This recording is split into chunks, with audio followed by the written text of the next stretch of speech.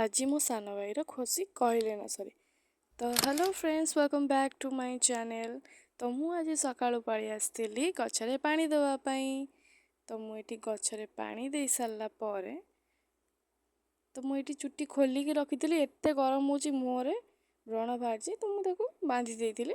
तापरे एमानंकु खाइबाकू देई देइଥିଲି बिस्कुट। जेतल भी आसे पछे पछे वळी आसती। तो एठी मो पानी दबा कंप्लीट। तो मु एबे घर को पळी आसची। घर को पळी आसला पर आपन मन से गुड न्यूज़ कर। तो आपन माने फर्स्ट तो आकु देखिचंती फर्स्ट, किंतु आमर आउ चारटा मेहमान आसी सारचंती।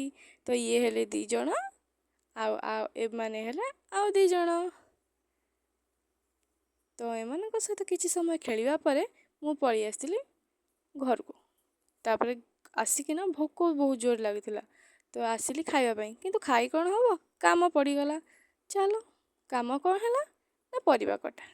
तो मुझे परिबा काटी सारिकी पलैली खाइबा पई। खाइबारे आज मोर चूड़ा थिला। चूड़ा खाई सारला खाइला भितरे मो पाखକୁ आस्थिला फोन डेलीवरी पई। काहेकि ना मु फ्लिपकार्ट रे किछि ऑर्डर करथिली तो मते रिसीव करिबार थिला।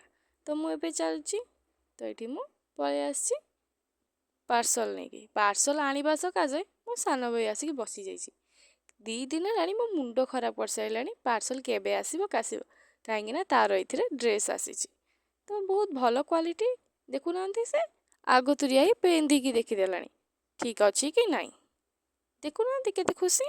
तो मु पळी आसी मो काम को। तो एठी बिलेई छुआ मा सहित खेलुथला।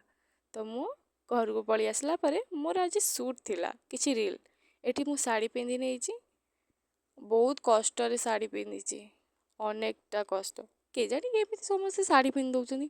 मु दिने अधे पिंधला को जो कष्ट 2 घंटा लागिलानी मते। तो एठी मु मोर मेकअप नेइछि केमिति देखा जाउछि आपण माने कमेंट रे निश्चय कहबे। तो एठी मु पूरा रेडी नुहे तो आउ टिके रेडी हबार अछि। किछि ज्वेलरी पिंधि नथिली। आज पई एते की तो लाइक और सब्सक्राइब करबा को जमा भी भूलिबेनी।